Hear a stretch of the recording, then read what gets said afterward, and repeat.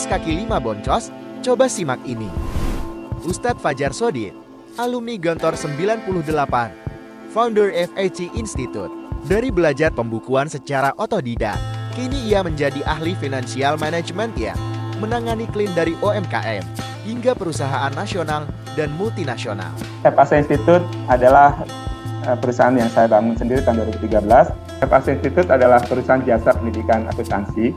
Jadi dia perusahaan sebenarnya, tapi fokusnya bukan menjual produk, tapi melakukan kegiatan pendidikan akuntansi untuk para pelaku usaha di level UMKM hingga korporasi di Indonesia.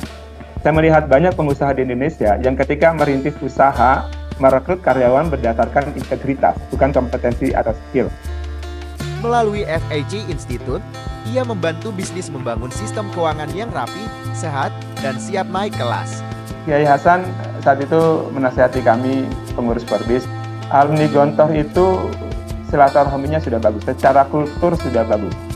Yang perlu ditingkatkan adalah struktur. Struktur itu artinya kemampuan teknikal, baik manajerial, keuangan, marketing, dan lain sebagainya. Maka tugas Forbis adalah menaikkan level struktur. Jadi kalau kita berkongsi sesama teman alumni Gontor, maka kongsi itu harus dibangun berdasarkan kompetensi-kompetensi yang selain juga attitude. Kalau dia orang baik, maka dia harus punya keterampilan baik. Salah satunya ya, dia punya kemampuan menganalisa keuangan yang baik. Maka saya merasa ini kesempatan untuk berdakwah, sehingga FAC Institute selain punya bisnis komersil, juga kita sering memberi pelatihan-pelatihan untuk pesantren, untuk yatim, bahkan untuk panti-panti asuhan. Juga belajar dari Gontor bagaimana mendidik santrinya. Ya, santrinya dulu diajarin berani dulu, baru benar. Kalau benar dulu baru berani, mungkin nggak ada yang pintar di Gontor. Berani dulu, ngomong bahasa Arabnya, uslubnya tidak benar.